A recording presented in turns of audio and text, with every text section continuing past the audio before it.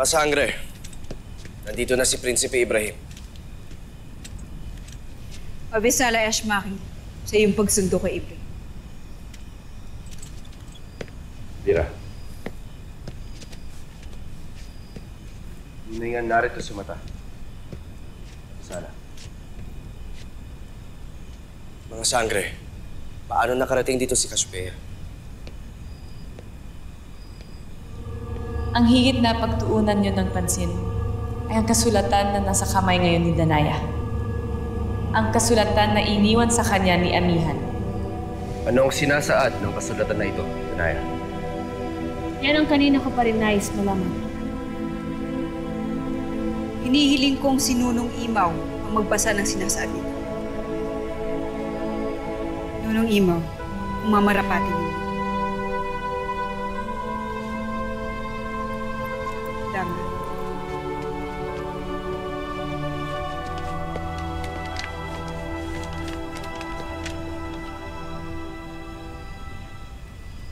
Makinig! Narito ang huling habili ng mahal na Reyna Amihan para sa lahat. Paunawa sa lahat ng mga taga-Lireo at sa buong konseho na simula ngayon sa sandali ng aking kamatayan ay inaatasan ko ang aking kapatid na si Danaya hindi lamang upang maging tagapangalaga rin ng brilyante ng hangin, kundi upang siya ring humalili sa akin bilang ang bagong reyna ng Lireo.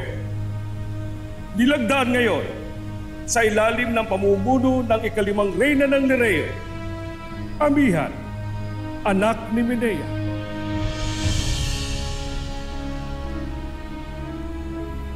Ang buong akala ko'y si Lira, o di kaya'y si Lira ang hihirangin susunod na rin. Ngunit tama si Amihan.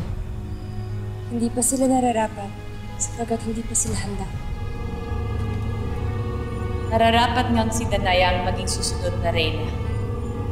Lalo't batid nating lahat na gaya ni Amihan ay magiging karapat-dapat din siyang reyna. Ngunit ang tanong dito, ay kung tinatanggap ba ito ni Danaya?